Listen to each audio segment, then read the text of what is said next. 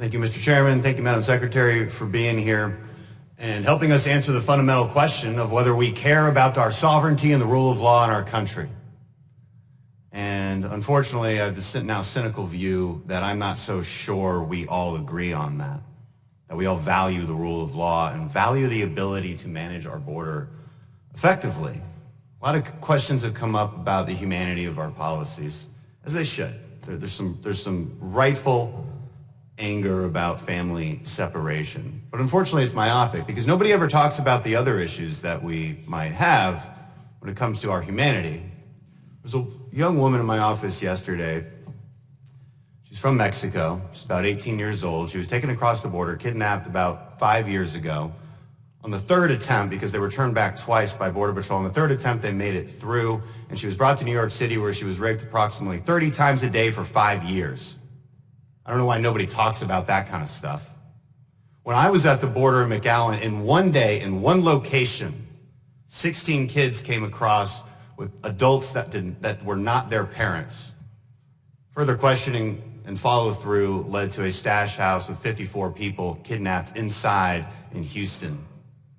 Nobody talks about that humanity. Those are direct results of the fact that our asylum laws are taken advantage of. That's a direct result of the fact that that woman in my office was allowed to walk straight across the border. Nobody stopped her. There's no wall, nothing. Would have been turned back otherwise and not been in New York City to suffer the absolute nightmare that she did. And then we get to the question of whether walls work. And this has been a really fun conversation over the last couple months. Do walls work? Madam Secretary, would you agree that there's three parts to security: personnel, technology, and barriers? Absolutely. Can you just take one of those away? No, sir. When I was down in McAllen and Brownsville, what we see is Brownsville is about 35 miles worth of barriers. And as a result, only 6% of the crossings in that sector take place because walls work. Would you agree with that? Walls work, yes, sir, as evidence. McAllen, about 1,000 people were crossing on some days because they don't have the infrastructure. Would you agree that the biggest difference between the McAllen corridor and the Brownsville corridor would be the physical barriers? The wall system, yes, sir. Been a lot of red herrings that have been thrown out there to argue these points. Drugs like fentanyl come through points of entry. Yes, we know. You would agree with that, right? Yes. Does that have anything to do with the conversation about whether we need barriers between points of entry? It does not, because it's not an either or. There's always the conversation about we just need more technology because then the border agents can just chase people around as we see, because we can sense them coming through. Is that the only solution, or do you need that plus barriers plus personnel? We need all three. We also need the ability to detain and remove when there's no legal right to stay. There's a point often made that the border crossings are the lowest in years. We had about 400,000 last year, although that's quickly on the rise, as you've noted, 76,000 just this last month.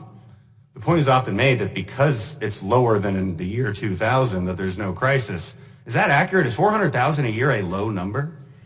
Sir, it's not, but again, if I could, respectfully, it's because of the flow. It's because these are families. It's because these are children. That is why it's a crisis. It's a terrible, horrific journey that they undertake. And let's get to that. As these arguments are made against points that, frankly, we're not even making, you mentioned the children and why that's the nexus of this crisis. Why does that happen? Is it because of our asylum laws? Is it because of the fact that if you bring a child across the border, well, and I think as you mentioned this before, if you bring a child with you, it's your ticket into the United States. All you have to do is claim asylum. Would you agree that our asylum process is completely taken advantage of? Yes, sir. Would you agree that if we were to put more resources at points of entry so that we could humanely bring people in and hear their asylum case, but not let them loose into the country, would that dramatically reduce these illegal crossings as well? Would that be part of the solution as well, to reform the actual asylum process? Yes. Are there any other issues in the last 20 seconds I have that you want to mention or follow up on? I appreciate that. I would just say that my heart breaks for the system that we have. It does not allow us to help vulnerable populations as soon in their journey as we need to help them. There is nothing humane about a system that contemplates what we see today, that contemplates 60,000 children coming across the border unaccompanied, that contemplates the rape and abuse, the trafficking, the child exploitation, the 70,000 Americans who died last year from drugs. I am extraordinarily compassionate in my job, which is why I'm asking Congress to work with me to change the laws so that we can have a safe and orderly flow, so that we can take care of those who need asylum, so that we can take care of the vulnerable populations who believe they have no options in their country. That is why I spend so much time in the Northern Triangle to help them build resilience and stability. Apologies, but thank you for the time. I just wanted to clarify.